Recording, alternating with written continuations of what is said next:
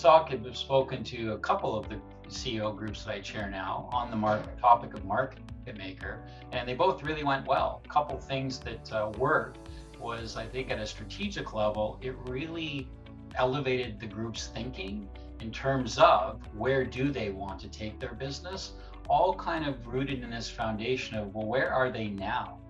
So that was certainly, I would say, a big takeaway. It was a different way of looking at how to strategically guide and grow the businesses. The group really did enjoy it. They really liked just the big idea behind it, right? Like the whole market maker. There's not a lot of speakers that we have in our ecosystem that kind of talk about strategy, right? And things like that. So I think that they found that, interesting and refreshing. What I really like about the market maker model is it provides CEOs and leadership teams a modern language for market positioning.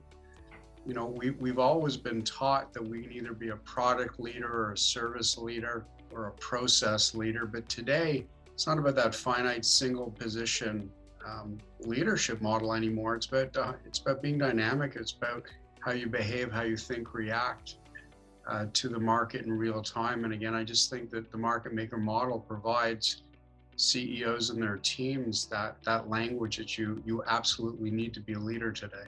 What was inspiring for me was in each of these different conversations that we had in different groups, each one of them came into the room with a certain thinking of where they would place themselves on the market maker, challenger, disruptor, or player schematic.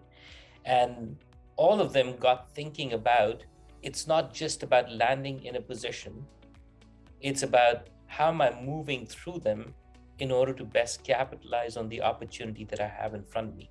Our role in this entire dynamic is primarily to make people reconsider what are some of the biases that they've come in with, but also open their minds to what are some of the areas that they can navigate to, whether that be from how the leadership should behave, how the employees perceive them, how their customers or competitors perceive them, what are the different ways in which they could engage with their products and services and the consumers and customers. This was super valuable because it gave all the CEOs a framework for which to evaluate the market positioning for their business.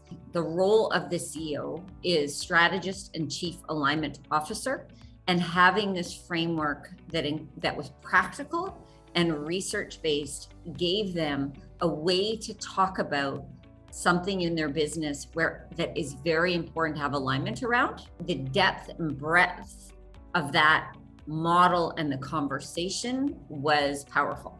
The big nugget is that we're all in a place right now where differentiating as a business is a real critical part of the strategy, particularly coming out of the pandemic. It's a fresh start for CEOs, and this is a great way to have a conversation about differentiation, innovation, and market position. What I still love about what you guys do is you're very different. Like, you create a conversation. One of the other things that I've heard groups say that they really got out of it was it became a language that they could now take back to their organization, whether it be their teams, their leadership teams, or their board, to continue, right? To decide, okay, now that we have some clarity, or maybe more clarity around where we are, where do we want to go? What might we do to get there? The members felt that it gave a platform for getting alignment with their teams and boards. Both Natalie's group and Gary's group, it was just fun to work with because they are brilliant people who are running brilliant businesses. And just this bit of provocation, I think, is going to unlock a ton of value for them and their businesses and their teams.